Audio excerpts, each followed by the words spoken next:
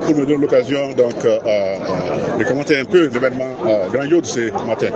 Vous savez, depuis quelques semaines, il y a eu des décisions au niveau du Conseil des ministres qui a eu des changements au niveau de la chaîne de commandement. Et à travers ces changements-là, le général de brigade Daouda Traoré a été désigné pour être le nouveau chef d'état-major de la garde nationale du Mali. Alors, dans la suite de l'application du même décret, nous sommes venus ce matin pour l'installer dans ses fonctions, donc lui passer le commandement, le drapeau ainsi qui symbole son commandement, et puis l'accompagner dans ce sens-là. Alors, les orientations que nous lui avons données restent encore d'actualité parce que son prédécesseur, vous l'avez vu, donc je profite de votre micro pour le féliciter pour le travail abattu ici à la garde nationale, lui souhaiter bonne chance dans ses fonctions futures. Et puis, pour ce qui concerne le nouveau chef d'état-major de la garde nationale, alors dire qu'il a devant lui, c'est vrai, un défi qui est grand. Mais nous ne devons pas de ses capacités. Nous allons toujours continuer à les soutenir dans les cadres des orientations que nous avons pour dire que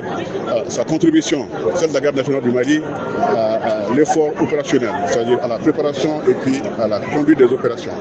donc à la fourniture d'unités combattantes, les préparer suffisamment et les mettre à la disposition de l'état-major des armées pour leur emploi opérationnel va être quelque chose de très important. Nous attendons donc le nouveau chef d'état-major de la garde nationale à tout faire pour permettre que la garde continue, donc mieux que davantage et mieux que par le passé encore, à fournir des unités combattantes pour répondre aux attentes de notre emploi opérationnel. Alors nous sommes dans une véritable montée en puissance qui a été prouvée et que les événements du 25 avril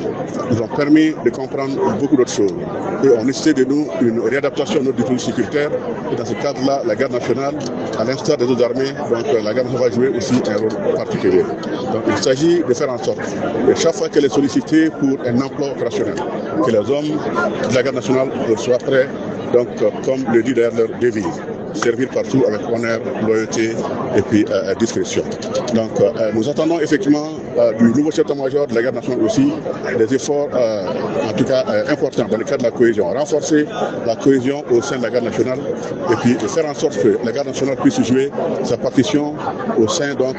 des différentes forces aussi. Donc aller en synergie avec les différentes forces et faire en sorte que